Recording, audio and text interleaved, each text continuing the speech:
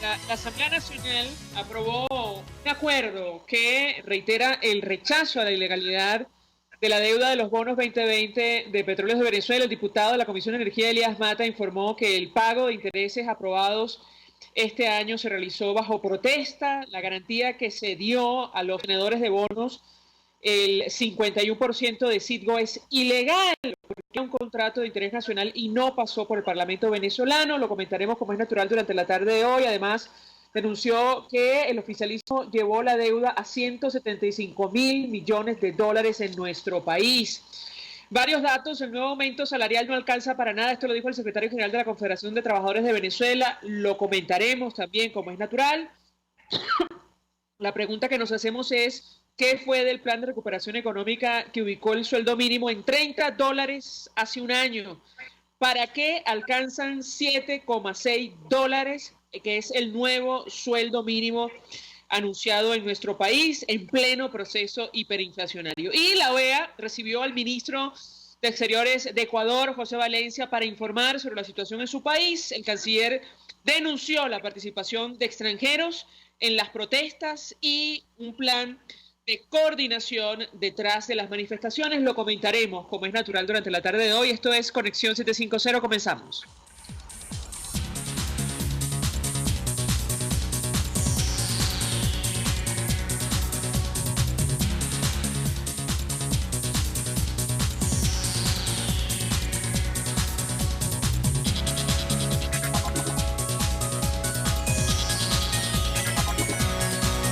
¿Qué está pasando en este país?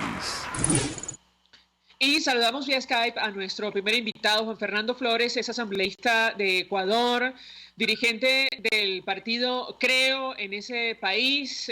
Como siempre, gracias por atendernos. Muy buenas tardes. Muy buenas tardes, muchísimas gracias por la oportunidad. Pues mucho interés de conocer la información que pueda compartir nuestro invitado con nosotros. Pudimos ver la participación del canciller de Ecuador informando sobre la situación en su país, el acuerdo al que llegaron con movimientos indígenas y denunciando la participación de extranjeros en las manifestaciones. ¿Qué puede decirnos? Bueno, efectivamente el día de hoy nuestro canciller José Valencia se encuentra en una sesión especial que habría sido solicitada por el país y respaldado por Colombia en torno a la situación que atravesó Ecuador en los últimos 11 días. Hoy, desde la Asamblea Nacional, al fondo tengo a la ciudad de Quito, podemos ver cómo la normalidad ha regresado a nuestro país, especialmente la capital, tras el establecimiento de un acuerdo con los sectores que se encontraban en movilización y en protesta en la capital. Entre las discusiones y lo que ha presentado el canciller a la OEA ha sido en parte de la denuncia que nosotros hemos venido realizando sobre la participación del correísmo y el expresidente Rafael Correa con respaldo de países con intereses externos acá en nuestro territorio, de generar justamente este proceso de desestabilización que buscaron crear en los 11 días para lograr con ello que Ecuador tenga un cambio de gobierno y que justamente el expresidente Rafael Correa hablaba de que él sería el Mesías que podría salvar al Ecuador. Entre ellos, las denuncias que se van a presentar en las próximas horas, no solo a la comunidad internacional, sino también a la comunidad nacional, está la participación de dirigentes del correísmo que habrían tenido distintos viajes hacia Venezuela, así como la participación de ellos dentro de lo que fue las manifestaciones que tuvieron un saldo muy lamentable, no solo de personas que fallecieron y que quedaron heridas, sino también de la toma de la Contraloría General del Estado, la cual fue incendiada por infiltrados dentro de la manifestación, y que el mismo movimiento indígena, quien convocó a esta movilización, rechazó contundentemente la participación de externos y principalmente dirigentes del correísmo dentro del desarrollo de las mismas. Sí, me permite nuestro invitado, tenemos un extracto de la participación del canciller de Ecuador hoy en este Consejo Permanente de la OEA. José Valencia se refería a lo ocurrido en su país y la participación de extranjeros, de ciudadanos venezolanos en los siguientes términos. Lo escuchamos y yo quisiera un comentario de nuestro invitado. En asuntos políticos del Estado que les acoge. El impacto de la eliminación del subsidio en el contrabando de los combustibles termina también con un jugoso negocio ilícito manejado por organizaciones del crimen transnacional que trascienden las fronteras de nuestro país. Por esa misma vía también se verán mermados sus intereses en sus intereses las organizaciones del narcotráfico que cuentan con la gasolina contrabandada desde el Ecuador para desarrollar sus actividades. Por último, rechazamos el pronunciamiento de un alto funcionario del régimen del señor Maduro apoyando la, cito, rebelión en Ecuador, fin de la cita. En los países democráticos, las discrepancias se resuelven con diálogo y no con imposición. La rebelión no cabe sino contra autoritarismos antidemocráticos, contra quienes forjan elecciones y violan los derechos humanos, según lo ha descrito la alta comisionada Michelle Bachelet. Como se puede apreciar, un peligroso cóctel de factores de injerencia extranjera se dieron cita en el Ecuador. Aprovecharon el reclamo por la terminación del subsidio a los combustibles para desestabilizar el país, minar su institucionalidad democrática y crear un caos que evidentemente tendría una proyección regional en algún punto. Concierne en primer lugar a los ecuatorianos y a las ecuatorianas defender la paz social, el ordenamiento legal, defender nuestra democracia y defender al legítimo presidente del país, el presidente Lenín Moreno. 300,000 personas se manifestaron multitudinariamente en Guayaquil el 9 de octubre en contra de la violencia y de los violentos. Miles ya participan en Quito voluntariamente en la limpieza de ese campo de batalla en que quedaron convertidas varias áreas de nuestra ciudad. Muchos vecinos se unieron incluso espontáneamente para frenar a los violentos en la ciudad de Quito. La paralización que provocó el terror, el miedo a salir a las calles al presenciar esos actos de violencia, se ha transformado, una vez que ha vuelto la calma, en una revitalización de actitud cívica y ciudadana para recuperar su ciudad. Escuchábamos de la intervención del canciller Valencia. Yo le pediría un comentario a nuestro invitado al respecto, sin estigmatizar a los migrantes venezolanos que están en ese país. ¿Qué puede decirnos sobre estas investigaciones que adelanta la Fiscalía y la posible intromisión de factores externos apoyados desde Venezuela? Lo escuchamos. Bueno, nosotros denunciamos desde la semana pasada que el expresidente Rafael Correa habría sostenido distintos viajes a Venezuela en los últimos 3 meses. Desde la instalación del Foro de Sao Paulo el pasado 25 de julio en la ciudad de Caracas, no solo él, sino diferentes dirigentes del correísmo y el proceso de revolución ciudadana habrían viajado durante diversas veces a Venezuela con el motivo de sostener encuentros no solo con el expresidente, sino con dirigentes del Partido Socialista Unido de Venezuela. El canciller se ha referido claramente a declaraciones que habría emitido hace pocos días Diosdado Cabello, quien es parte del Partido Socialista Unido de Venezuela, donde hablaba que el proceso de rebelión que se estaba llevando directamente en Ecuador era un proceso que había que respaldar. Algo que nosotros lamentábamos porque además demostraba que en la agenda internacional él mismo él llamaba que ojalá eso suceda en Colombia y casualmente el día siguiente pudimos ver cómo sucedió. Una de las cosas que nosotros hemos venido trabajando desde hace muchísimo tiempo es el seguimiento a cómo el Foro de Sao Paulo ha venido tratando de desestabilizar no solo en el Ecuador, Colombia, sino en otros países de la región. Y que haya sido instalado en Caracas no es casualidad para ello. Por lo tanto, no solo las pruebas que tenemos en conocimiento y que hemos puesto a disposición del gobierno nacional, sino la información que nos han enviado desde Venezuela sobre estos mismos procesos, dejan por ver desde hace mucho tiempo las intenciones que tiene Nicolás Maduro de respaldar este tipo de procesos. En Venezuela están viviendo los hermanos Alvarado, que son prófugos de la justicia ecuatoriana y que fueron ministros durante la década que gobernó el correísmo. El mismo Rafael Correa ha estado frente a Nicolás Maduro en diferentes procesos y dirigentes del correísmo decían a los medios ecuatorianos que sí habían viajado a Venezuela para reunirse y evaluar la situación en la región. Por lo tanto, no es sorpresa la intervención que está buscando justamente hacer Venezuela sobre los hechos que se dieron en el Ecuador en los últimos días y la utilización de lo que fue una protesta social para volverlo ese hito político. Ahora, con relación a estos ciudadanos venezolanos que fueron detenidos, incluso con documentos, decía el canciller, sobre los movimientos de algunos altos funcionarios del gobierno de Ecuador. ¿Qué ha trascendido al respecto? ¿Hay pruebas fehacientes de que existe algún tipo de relación con el equipo de Nicolás Maduro o no de momento? ¿Qué puede compartir con nosotros? Fueron 19 ciudadanos los que se detuvieron la semana pasada, ciudadanos venezolanos, además de otros ciudadanos cubanos y ecuatorianos, que se detuvieron en las inmediaciones del aeropuerto internacional Mariscal Sucre, donde justamente se encontraba viajando el presidente de la República. De ellos, 15 fueron absueltos sin ninguna presentación de cargos y 4 permanecen efectivamente detenidos.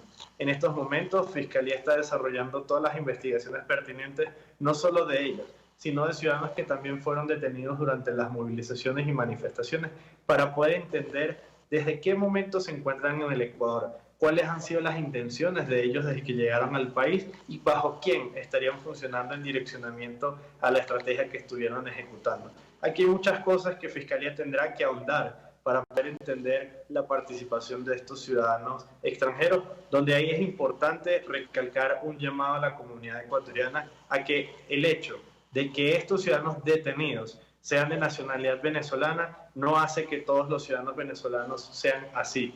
Quienes hayan cometido un delito tendrán que enfrentarse a la justicia sin importar su nacionalidad, y por ello hacemos este llamado importante de no a la xenofobia a nuestra comunidad ecuatoriana dentro y fuera del país.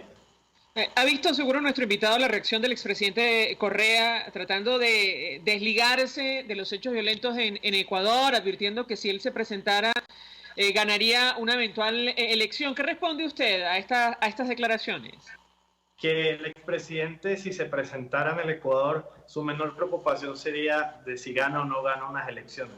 Él tiene un juicio en proceso que casualmente debe iniciar esta semana que pasó, cuyas pruebas se encontraban en la Contraloría que casualmente se incendió. Por lo tanto, la preocupación de él, de un proceso electoral que no es en estos momentos. La presidencia del Ecuador se elige el 21 de febrero del 2021, nos habla del interés y el desespero de volver al poder, dado que no tiene realmente una posibilidad. Por lo tanto, el tratar de separarse de la violencia, tratar de separarse de lo que ocurrieron en estos 11 días, también es un poco irónico, desde el sentido de que él era el principal que hacía un llamado junto con sus dirigentes a través de medios de comunicación y redes sociales a salir a la calle, a buscar un cambio de gobierno y adelanto de elecciones. Hoy, cuando se ven perdidos, nadie es responsable, nadie dijo nada y todos son pacíficos, cuando la realidad será la justicia la que determine la responsabilidad de él y otros actores del correísmo. ¿Qué ha trascendido sobre el allanamiento a la sede del partido político del expresidente Correa? Fiscalía ha informado no solo en ese allanamiento, sino también en los allanamientos a la residencia de la prefecta de Pichincha y de dirigentes que se encuentran detenidos en estos momentos, que se han encontrado desde pruebas de manejo de dinero en efectivo, así como material que fue utilizado durante las movilizaciones, entre ellos lo que es panfletos, escudos y algunos otros elementos que Fiscalía se encuentra investigando. Nosotros esperamos que en las próximas horas se les pueda aclarar al país no solo lo que están consiguiendo en los allanamientos, sino también la determinación de responsabilidad de otros dirigentes del correísmo que hasta este momento no han sido detenidos y que fueron puntos claves en la desestabilización y el juego que se hizo durante estos últimos 11 días. Finalmente, sobre el plan de medidas económicas del presidente Lenín Moreno, en definitiva, hay que hacer ajustes en Ecuador. ¿Qué puede comentarnos con relación a este tema? El presidente de la República ha informado que esta semana hará llegar a la Asamblea Nacional el plan de medidas económicas, el cual está siendo reajustado tras la derogatoria del decreto 883 a través del decreto 894, con el cual esperamos que se pueda establecer medidas económicas claras que deberán ser debatidas en el Pleno de la Asamblea Nacional. Y eso es un punto muy importante. Todos los sectores sociales del país tienen representantes dentro de nuestro Parlamento. Por lo tanto, una vez lleguen la propuesta económica para el país, tendrá que ser debatida en nuestro Parlamento y se tome la mejor decisión en pro del pueblo ecuatoriano, no de intereses de uno u otros sectores, sino de todo el país. Juan Fernando Flores, gracias, como siempre, por atendernos y acompañarnos la tarde de hoy, asambleísta de Ecuador, está al frente, forma parte del partido Creo en ese país y conoce perfectamente de la situación en Venezuela, expresando opinión, análisis, compartiendo información valiosa acerca de lo que ha ocurrido en las últimas horas en Ecuador y este Consejo Permanente celebrado en la EA para dar información sobre las protestas y la posible acción de gobiernos extranjeros, como el caso venezolano o incluso del expresidente Rafael Correa. A esta hora vamos a la pausa. A regreso venimos con más. Usted escucha Conexión 750 con María Alejandra Trujillo, solo por RCR 750 AM. Puede seguir nuestra programación a través de rcr.tv, la radio que se ve. Colegas ingenieros, arquitectos y profesionales afines, el CIB a lo largo de sus 157 años de existencia siempre ha estado del lado correcto de la historia, defendiendo fervientemente la democracia, el profesionalismo y el desarrollo integral de nuestra querida y amada Venezuela. Y aunque pensemos que la oscuridad nunca se termina, amanece, siempre amanece, porque Dios puede más, siempre puede más. Cauchera Fran Luis te ofrece cauchos nacionales e importados de las mejores marcas y en todas las medidas, al mayor y de tal. Para mayor información visita @Cauchera San Luis en Twitter, Instagram y Facebook. O llama al 0412-815-6712. Cauchera Fran Luis, tu mejor opción. Mensaje del ingeniero Kenick Navarro, presidente del FONPRES CIB. Apreciado colega ingeniero, arquitecto y afín, el Fondo de Previsión Social del Colegio de Ingenieros de Venezuela, FONPRES CIB, diseñó para la protección de tu salud el Sistema Integral de Previsión Social. El mismo tiene a tu disposición beneficios de la solvencia, asistencia primaria de salud, el plan de salud con cobertura de exceso VIP, todos estos planes pensando en la protección de tu familia. Para mayor información visita fonprescibe.net.be, Colegio de Ingenieros de Venezuela, construyendo futuro. Juan Carlos Sosa Purúa. Juan Guaidó no tiene una patente de corso para hacer lo que le dé la gana. Él llegó a ese cargo con un objetivo específico, que es el que estamos demandando todos los venezolanos, que es comandar la libertad de Venezuela, darle la libertad a Venezuela de 20 años de oprobio y de sometimiento a una narcotiranía. Entonces, Juan Guaidó, como presidente de la República, desde el punto de vista legítimo, tenía la obligación de hacer todo lo que tenía en sus manos hacer para lograr la libertad de Venezuela. Entonces, ¿qué es lo que yo le cuestiono a Juan Guaidó? Que en vez de hacer eso, él llegó allí y se ha dedicado durante 9 meses a ser una especie de estrella de rock, bailando por todo el país, dándole besitos a viejitas y dando mítines políticos a una gente que se está muriendo de mengua, a un país que se está muriendo de mengua. Por todos los medios, conmigo, de lunes a viernes a las 8 de la mañana, por rcr.tv, la radio que se ve. Moisés Naim en Efecto Naim. Hola, soy Moisés Naim desde Washington. Conéctese a rcr.tv. También nos puede seguir por @Efecto Naim en Twitter. Y estamos en Facebook y en Instagram. Y no olvide que puede disfrutar todos los contenidos del programa cuando usted quiera, suscribiéndose a nuestro canal de YouTube. Nos vemos en la radio. Los miércoles y viernes a las 7 de la noche. Solo por RCR 750 AM. En la crisis se encuentran las oportunidades. Aquí en Sin Estrés se las mostramos con invitados especiales que nos regalan sus experiencias por una Venezuela mejor. Cada tarde, de lunes a viernes a las 3, desde el emprendimiento, la educación, la salud y el entretenimiento. Por nuestra calidad de vida se nos hace necesario tomar un respiro del agobio diario, dedicar unos minutos a la salud mental y emocional para vivir sin estrés. Sin Estrés, de lunes a viernes a las 3 de la tarde por RCR 750 AM y rcr.tv, la radio que se ve.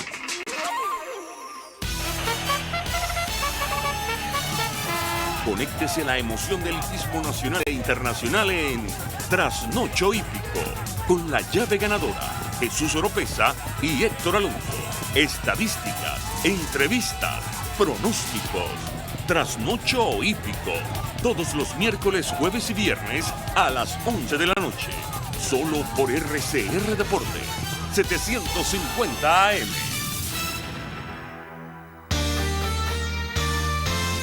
A mitad de tarde, disfrute de una amena tertulia, acompañada del análisis preciso del acontecer nacional e internacional. La Linterna, con Diego Bautista Urbaneta. Relájese al son de buena música, participe y forme parte de este espacio. La Linterna, de lunes a viernes, a partir de las 2 de la tarde, por RCR 750 AM. El poder de la comunicación en tus manos. Conexión 750 con María Alejandra Trujillo, solo por RCR 750 AM.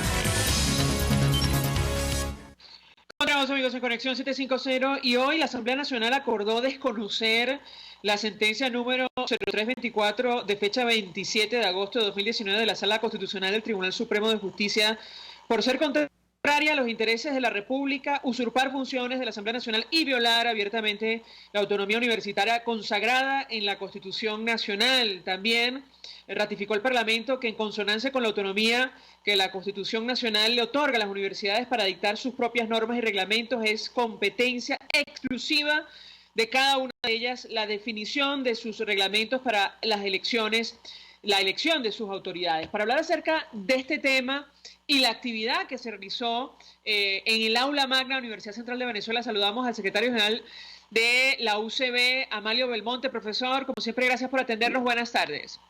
Buenas tardes, María Alejandra. Como siempre, es muy grato estar con usted y con toda su audiencia. A la orden. Un gusto conversar con nuestro invitado. Le pedí una primera reacción, profesor Belmonte, en relación a este acuerdo aprobado por la Asamblea Nacional, donde desconocen la sentencia del Tribunal Supremo que pretende convocar a elecciones en las universidades, incluyendo la central de nuestro país. ¿Qué puede decirnos? Bien, en primer lugar, expresar nuestra satisfacción y agradecimiento, porque precisamente lo que hemos nosotros cuestionado es que la Sala Constitucional no es el organismo encargado de reflexionar o de opinar acerca de de la vida universitaria en cuanto a los procedimientos y las normas. Eso le correspondería a la Asamblea Nacional en cuanto a proponer una nueva ley o una reforma de ley de universidades. Entonces la Asamblea está simplemente reafirmando lo que por naturaleza le compete. Pero en todo caso también lo importante es que un organismo tan plural como la Asamblea Nacional, donde se legisla, donde se reflexiona sobre leyes, evidentemente respaldan una acción que la universidad ha emprendido ante la propia Sala Constitucional para pedir que ese organismo rectifique con respecto a la decisión, porque sin lugar a dudas, como lo hemos expresado, hay una violación de los principios que rigen la universidad, de las normas que le otorga el artículo 109 de la Constitución, que le dice que la universidad se hará sus propias normas de funcionamiento, y entre esas normas de funcionamiento está obviamente los procedimientos electorales. Así que es una acción muy importante que valoramos y que por supuesto agradecemos. Profesor, ¿este acuerdo recoge la posición de las autoridades de la Universidad Central de Venezuela o no?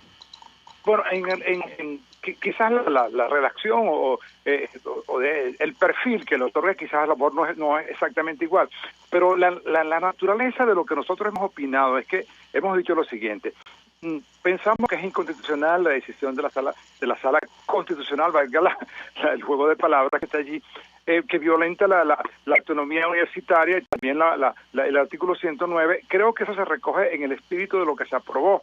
Nosotros, frente a eso, entendiendo que no es constitucional, entendiendo que es judicializar la vida académica, creemos que entonces la Asamblea Nacional intenta, en todo caso, hacer un llamado de atención desde un organismo que forma parte de la división de poderes, es decir, opinar de manera autónoma sobre un asunto que de suyo es importante y que la Asamblea Nacional ha considerado que debe opinar. Entonces, esa opinión nosotros la consideramos que coincide con la decisión nuestra de convocar elecciones, ciertamente, de creer en la alternabilidad, de respetar las leyes y de, obviamente, defender los principios que rigen la universidad venezolana, en este caso las universidades autónomas. Y yo creo que eso está recogido en buena medida en quienes han propuesto este acuerdo en la Asamblea Nacional. Muchos de ellos han sido estudiantes o son profesores de las universidades que están radicadas en Caracas y en el interior de la República. Bien, y creo que hay un nivel de coincidencia, es decir, nosotros no hemos hablado nunca y no lo vamos a hacer desacato o de algún factor distinto a lo que la ley establece, pero sí hemos dicho que no estamos de acuerdo, que consideramos inconstitucional lo que la sala aprobó durante las vacaciones de agosto, y yo creo que ahí hay un cierto paralelismo, una cierta vinculación con lo que ha aprobado la Asamblea Nacional. Reformulo la pregunta, profesor. La Universidad Central de Venezuela está ganada a convocar elecciones internas, pero bajo los criterios de la universidad. ¿Qué puede comentarnos? Mire, yo le diría al respecto lo siguiente. Yo creo que obviamente que tenemos nuestras propias normas, el artículo 109 es una facultad para ello. Diríamos que estamos dispuestos a discutir reformas de la ley de universidades, estamos dispuestos a discutir una nueva ley de universidades, estamos dispuestos a discutir incluso la concepción del claustro, que para nosotros es un principio importante, pero lo que rechazamos es la imposición. Es decir, sin lugar a duda nosotros podemos discutir, y sabemos que la ley tiene mucho tiempo, que la ley fue reformada en los años 70, que pudiera ajustarse a las nuevas realidades del país, todo eso está bien, pero lo que cuestionamos es que se nos quiera imponer un criterio que una sala constitucional que debe velar porque las leyes se apliquen de la manera objetiva, de la manera, digamos, normal del mundo. Intenta imponer a un organismo autónomo como es en este caso la Universidad Central de Venezuela, que es la primera que está siendo objeto de esta medida compulsiva. Es decir, cuestionamos ese procedimiento. Nosotros incluso tenemos un proyecto de ley de universidades que se introdujo en la Asamblea Nacional hace algunos años. Allí hay reformas importantes. ¿Por qué no discutir eso? Un gobierno más sensato invitaría a las universidades a discutir a través de su fracción parlamentaria, ya que se integraron a la Asamblea Nacional, a discutir un nuevo proyecto de ley que consulte a las universidades privadas, a las autónomas, a las experimentales, y donde el gobierno exponga también sus criterios. Estamos abiertos a eso, porque obviamente la universidad es eso, pensamiento universal, pero se ha tomado un atajo coactivo, autoritario, que es el que nosotros rechazamos. Profesor, bueno, evidentemente no caracteriza al equipo de Nicolás Maduro justamente su apego a la democracia y mucho menos a lo que establece nuestra Constitución. Él ha dicho que van a recuperar la Universidad Central de Venezuela. La rectora nos decía que efectivamente si cae la Universidad Central de Venezuela, vendrán las demás. Yo quisiera su comentario en torno a este tema. Claro, imagino yo que la rectora quiso decir que la Universidad Central de Venezuela, que va a cumplir 300 años en el 2021, ha sido siempre como un símbolo, como el buque insignia del sistema de educación superior venezolano, y en ese sentido lo que le ocurre a ella se refleja en el resto de las universidades. Ahora, cuando dice el presidente Maduro dice que van a recuperar, ¿qué van a recuperar? Tiene que ayudarnos a nosotros a recuperar lo que el propio gobierno nos ha quitado. Creo que parece una autocrítica. ¿Recuperar qué? Mire, nosotros en las elecciones, y creo que ahí coincidimos todos los que tenemos pensamiento autonómico, con cualquier claustro, con sección del claustro ganamos las elecciones, porque no es cierto que le temamos al voto que pueda estar implícito en otros sectores distintos, los profesores, por ejemplo, los obreros y los empleados. Allí hay tanto cuestionamiento a las políticas del gobierno que no es cierto que haya un apoyo de algún sector particular, en este caso de la UCB, al gobierno. El gobierno perdería las elecciones en todos los escenarios que podamos imaginar, salvo cuando haya coacción, cuando haya intimidación o cuando se quiera impedir el libre ejercicio que tiene cada universitario para expresarse. Entonces, yo creo que en primer lugar el gobierno debería ayudarnos a nosotros a fortalecer la universidad, a fortalecerla frente a los problemas que tiene el país, a tomarla como una especie de ayuda que podría darle con sus investigaciones, con todo lo que allí se desarrolla intelectualmente. Sería un formidable apoyo para algunas políticas que permitan recuperar el país. Eso debería ser el gobierno. Por otra parte, ciertamente, el alerta que hace la rectora es que nos defendamos todos juntos, como ayer ocurrió en el aula magna, porque es un problema no solamente de la UCB, sino de todas las universidades, y además no es un problema solamente de las universidades, sino que es un problema de carácter nacional. Y por lo que pase a las casas que cultivan el conocimiento, el pensamiento, se afecta a todo el país. Profesor Amalio Belmonte, gracias por atendernos y acompañarnos estos minutos, secretario general de la Universidad Central de Venezuela, expresando opinión, análisis acerca del destino de las universidades y este acuerdo, insistimos, aprobado hoy por la Asamblea Nacional, donde rechazan la sentencia del Tribunal Supremo de Justicia, concretamente de la Sala Constitucional, que pretende convocar a un proceso en las universidades, violando la autonomía que está consagrada en la Carta Magna. Vamos a la pausa, a regreso venimos con más. Estás en sintonía de Conexión 750, solo por RCR 750 AM. Sintonícenos a través de Periscope, @RCR750, la radio que se ve. Colegas ingenieros, arquitectos y profesionales afines, el CIB a lo largo de sus 157 años de existencia siempre ha estado del lado correcto de la historia, defendiendo fervientemente la democracia, el profesionalismo y el desarrollo integral de nuestra querida y amada Venezuela. Y aunque pensemos que la oscuridad nunca se termina, amanece, siempre amanece, porque Dios puede más, siempre puede más.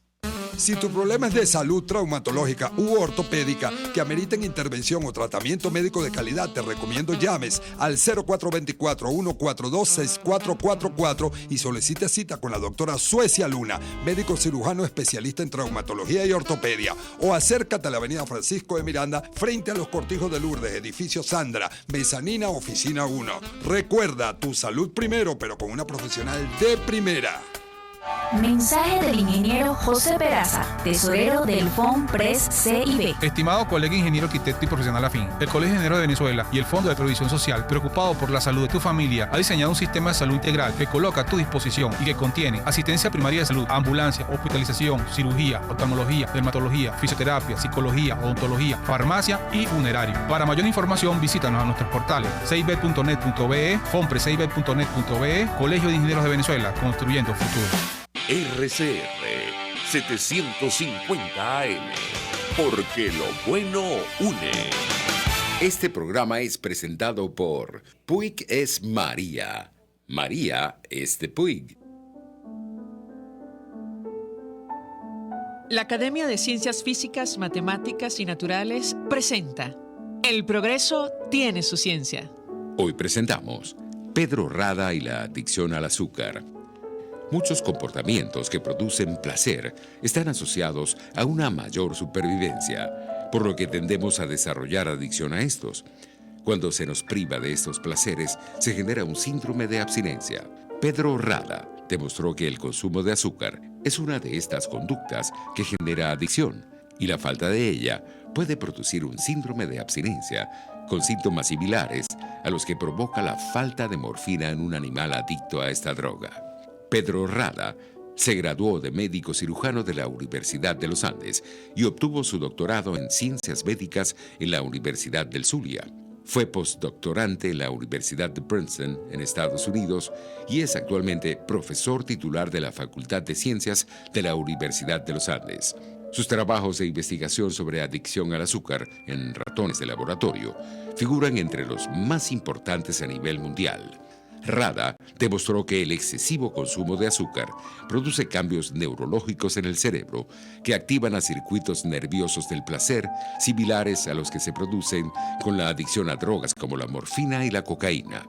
Estos circuitos nerviosos explican parte de la epidemia de obesidad y de sobrepeso que afecta a una importante fracción de la población humana.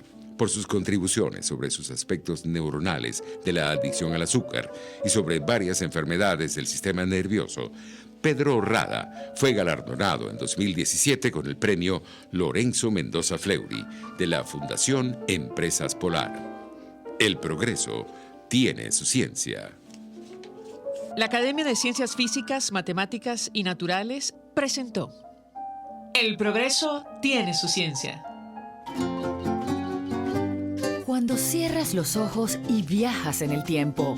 Cuando el sabor te transporta a otro lugar. Cuando el olor te hace recordar momentos únicos. Esa es María Puig, una galleta que es un pedacito de tu historia. María Puig, una galleta que endulza tu vida.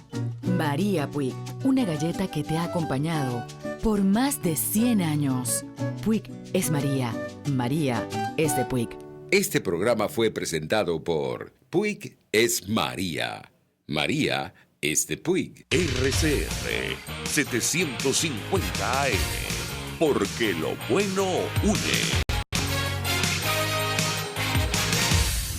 María Alejandra Trujillo te acompaña en Conexión 750, solo por RCR 750 AM. Claro y raspado. Continuamos, amigos, en Conexión 750 y lo dicho, a partir de esta hora hablamos ampliamente acerca del telón de fondo de esta crisis, la situación económica. Varios sectores se han pronunciado en las últimas horas sobre este ajuste salarial. De hecho, desde la CTV decía más temprano en rueda de prensa conjuntamente con Fedecámaras que el nuevo aumento no alcanza para absolutamente nada. Y nos hacíamos varias preguntas, entre otras cosas, ¿qué había pasado con el plan de recuperación económica que ubicó el sueldo mínimo en $30 hace apenas un año? ¿Para qué alcanzan $7.6, que es el nuevo salario que anunciaban ayer en redes sociales, en momentos en los cuales, por cierto, el Fondo Monetario Internacional asegura que la profunda crisis humanitaria y la implosión económica va a continuar teniendo un impacto devastador en la población de nuestro país? Nos acompaña el profesor Ronald Balsa, economista. Gracias por atendernos, decano de la Facultad de Ciencias Económicas y Sociales de la Universidad Católica Andrés Bello. Muy buenas tardes. Buenas tardes, gracias por la invitación. Profesor, una primera reacción de su parte acerca de este ajuste que, si lo comparamos con el año pasado, en realidad es una reducción del salario mínimo acordada por el equipo económico de Nicolás Maduro. ¿Qué puede decirnos? Bueno, justamente quisiera que el único tipo de anuncio que ha repetido Maduro durante los últimos años ha sido el del aumento del salario mínimo.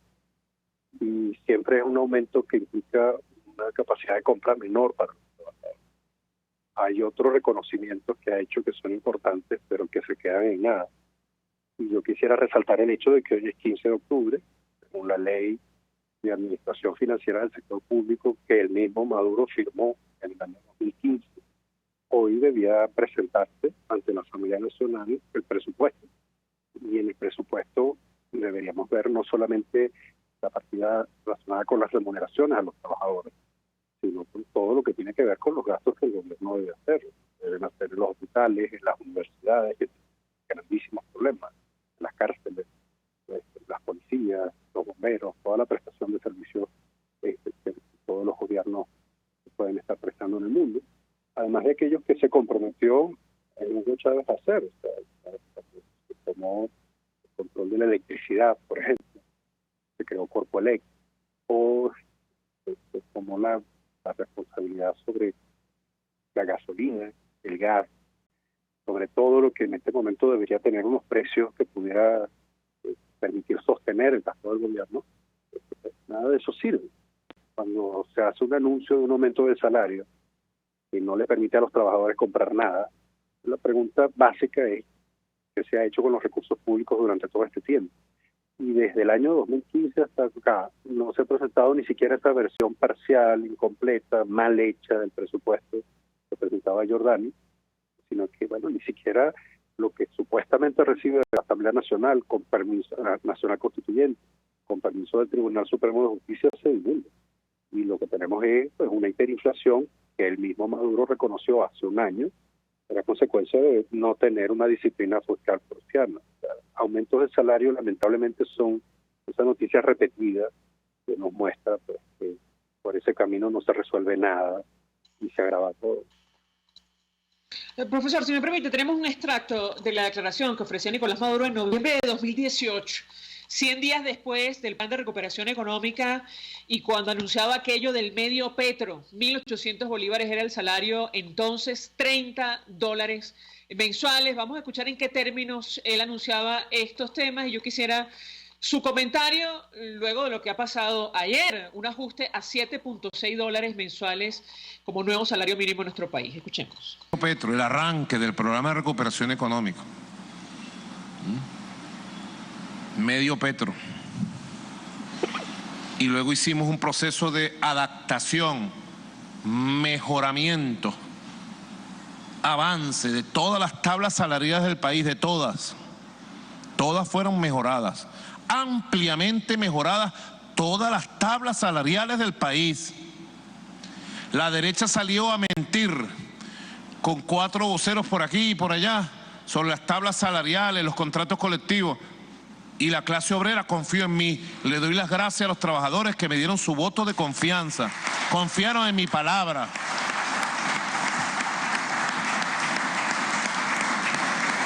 Y logramos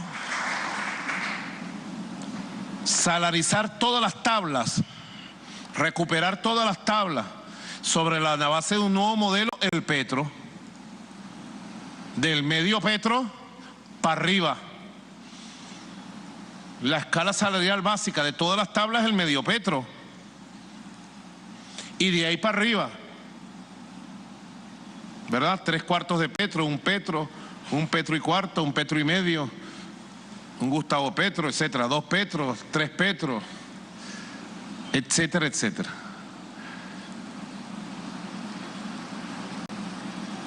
Todas las tablas están regularizadas. Nos echamos 1 mes y medio, 2 meses en eso, vicepresidenta, detallando y estableciendo un nuevo sistema. Escuchen bien, compatriotas, porque estamos construyendo algo nuevo, estamos innovando.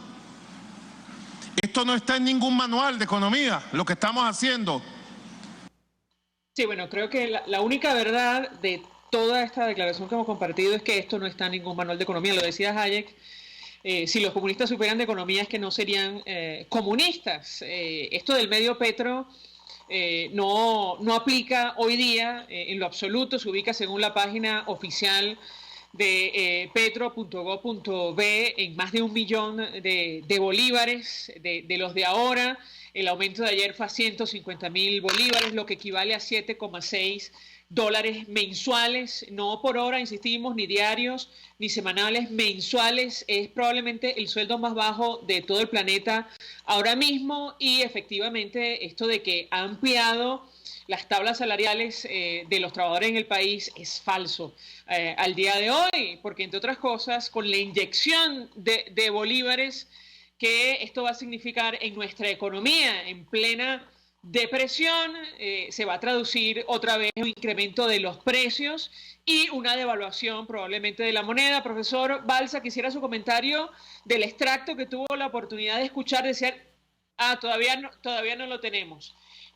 Decía Nicolás Maduro que bueno, que ellos estaban inventando, que esto no tenía nada que ver con ningún manual de economía. Efectivamente no tiene nada que ver con ningún manual de economía. Es lo único que explica que hayan llevado a nuestro país a esta situación, porque entre otras cosas no solo sufrimos los efectos de la hiperinflación, es imposible comprar absolutamente nada con $7,6 en Venezuela. Yo les diría que en ninguna parte del mundo mensuales, sino que además endeudaron a nuestro país por encima de $175.000 millones, decía hoy el diputado Elías Mata, en momentos en los cuales recibieron la mayor cantidad de ingresos por cuenta de las exportaciones petroleras. En fin, injustificable lo que está ocurriendo hoy en Venezuela. Si le parece, mi equipo, vamos a una pausa. ¿Lo tenemos? Lo tenemos. Profesor Ronald Balsa, del extracto que pude escuchar de estas declaraciones de noviembre de 2018 de Nicolás Maduro, ¿qué puede comentarnos? Lo escuchamos. ¿Aló? Profesor, no sé si pude escuchar. Sí, pude escuchar. Adelante. Diría que lamentablemente pude escuchar, porque, bueno, Maduro se pregunta, dice en algún momento que la clase obrera confió en su palabra. Había que preguntarse cuánto valía su palabra entonces y cuánto vale hoy, ¿no?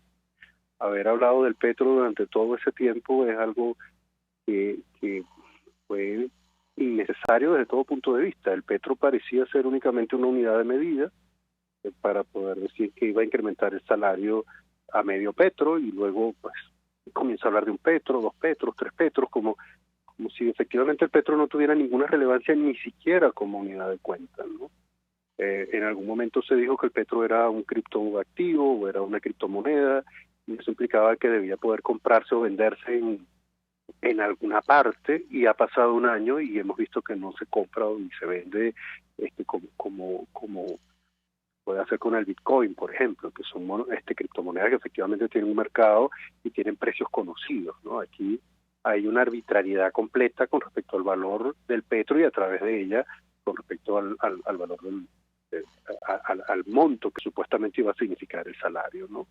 El hecho de que se dijera hace un año que se iba a hacer un incremento que parecía muy sustancial en el salario mínimo generó mucha preocupación en buena parte de los empleadores. Recuerdo que los casos con las conserjes fueron de mucha preocupación en aquel momento. Pero vemos que habiendo pasado un año hay una hiperinflación que siguió su curso, hay un empobrecimiento colectivo que continuó y ahora ese incremento del salario mínimo parece que es algo que no preocupa, en el sentido de que no genera un conflicto muy importante sobre las empresas que existen porque posiblemente ya no están pagando el salario mínimo. Las que todavía pueden mantenerse no pueden pagar un salario mínimo porque un trabajador no puede vivir con eso. Y posiblemente muchas salieron del sistema formal, forman parte de una economía subterránea que tiene muy poco tipo de garantías legales sobre los trabajadores, pero que les pueden pagar un salario superior. Y el problema termina siendo para el gobierno, que tiene que pagar esos salarios, y para los pensionados, que muchas veces no tienen otras fuentes de ingreso alternativas. Así que vemos que hay una pérdida de valor, de sentido, de significado del concepto de salario mínimo, al que quedan atadas las pensiones de los trabajadores. Así que haber hablado del petro nos hizo perder mucho tiempo. O sea, aquí no se resolvió ninguno de los problemas cambiarios relevantes, ni siquiera haber dicho que se iba a derogar la ley del régimen cambiario subilícito permitió la aparición de un sistema en el que se publiquen las cifras completas de cuál es la oferta y demanda de dólares que se transan en el país. No tenemos un sistema en el que el ingreso de divisa sea algo transparente y continuo, y por eso muchas empresas difícilmente pueden hacer estimaciones con respecto al futuro para ampliar su plantilla de trabajadores, ¿no? Entonces, ciertamente haber dedicado el año pasado a hacer este tipo de anuncios, dentro de los cuales el único relevante era la necesidad de tener una disciplina fiscal prusiana, que fue lo que Maduro dijo, que incluía además un incremento en el precio de la gasolina, que debía, tomando como referencia lo ocurrido en Bolivia durante los años 80, permitir que ese financiamiento monetario que venía del Banco Central fuera sustituido por el ingreso en bolívares tomado, por ejemplo, del aumento del precio de la gasolina, hubiera podido servir para poner orden en las cuentas públicas, para detener la hiperinflación, para generar cierta posibilidad de prever el futuro por parte de las empresas y los trabajadores, y no estaríamos hoy otra vez hablando de un aumento de salario mínimo que no significa nada para mejorar las condiciones de vida de los trabajadores. Dos inquietudes, profesor. Número uno, hoy escuchamos a los diputados del PSUV, constituyentes, exministros, muchos de ellos, advertir que lo que estaba ocurriendo hoy en Venezuela respondía al tema de las sanciones. Yo le pedí un comentario de su parte, tomando en cuenta lo que evidenciaron las cifras del propio Banco Central, que ya para 2018 reconocían una caída, una destrucción de nuestra economía de más del 50%. Yo le pedí un comentario de su parte sobre este argumento, eso en primer lugar, y tomando en cuenta, entre otras cosas, que en los años de mayor bonanza económica de la historia reciente de nuestro país endeudaron a Venezuela como nunca, más de 175.000 millones de dólares según el diputado Elías Mata. Y en segundo lugar, el impacto que este incremento va a tener en la hiperinflación. ¿Qué puede decirnos? Bueno, lo primero, el Banco Central dejó de publicar su cifra otra vez en abril de este año. O sea, nuevamente hemos pasado meses sin recibir la información actualizada que deberíamos tener. Y si hay un problema serio para poder hacer un estudio detallado y completo del funcionamiento de la economía, es que las cifras que deben ser publicadas por el gobierno no sean publicadas. Que no sean publicadas no es consecuencia de las sanciones, consecuencia de una decisión que se tomó desde el año 2015 para la fecha, cuando tampoco se ha publicado el presupuesto. Aquí no se puede decir que las sanciones han generado problemas en ningún área en particular, sin haber mostrado cuáles fueron los ingresos que se dejaron de recibir y cuáles fueron los gastos que se dejaron de hacer.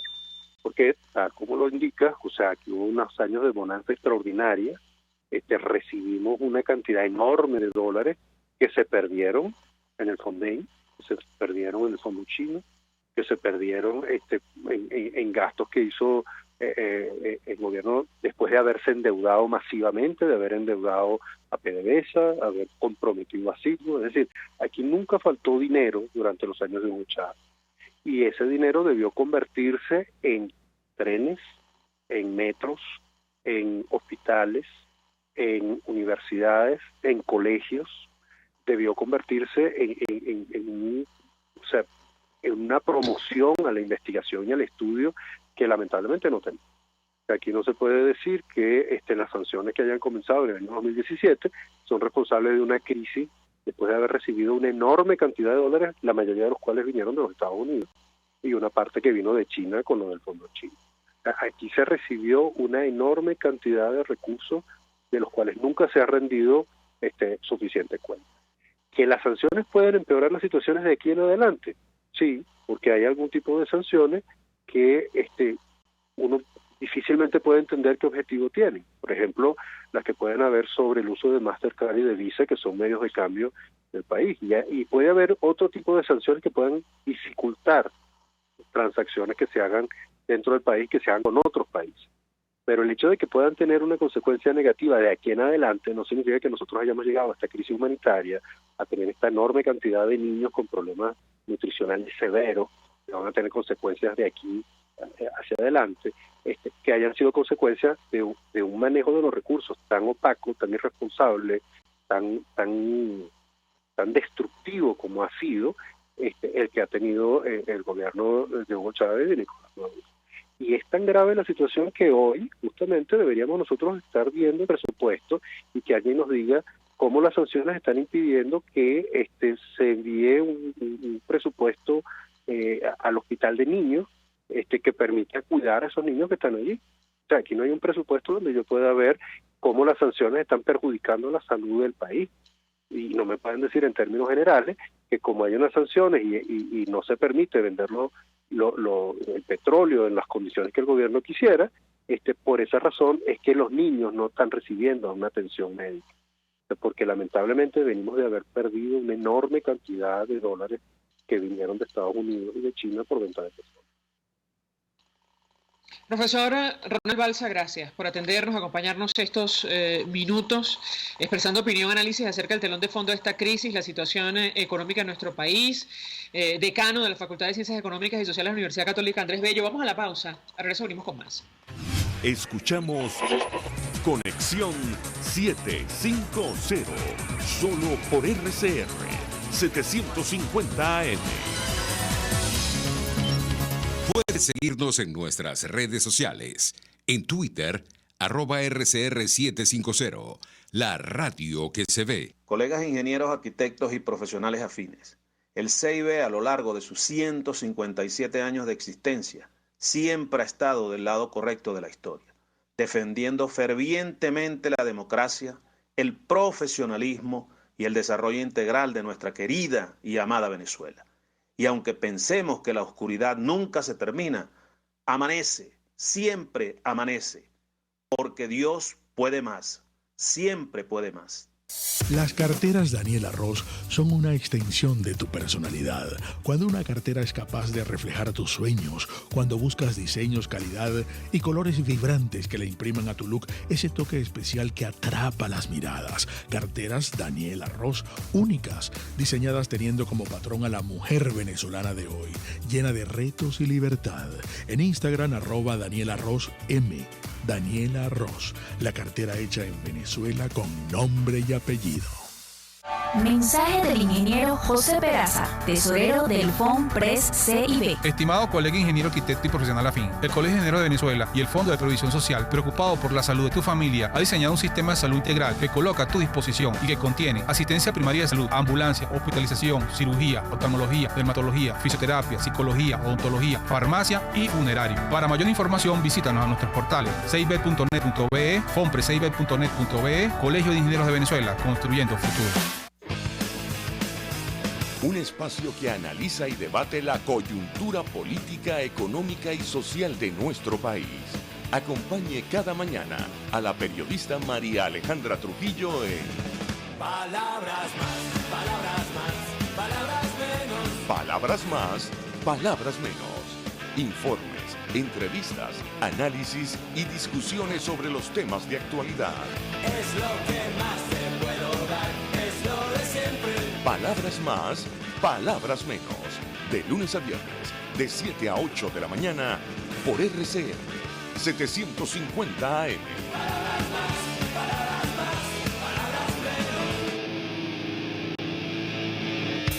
El poder de la comunicación en tus manos. Conexión 750 con María Alejandra Trujillo. Solo por RCN 750 AM. Continuamos, amigos, en Conexión 750. Despedimos con un titular. La Asamblea Nacional acordó declarar a todos los desplazados venezolanos que han huido del país con el estatus de refugiados en toda la región.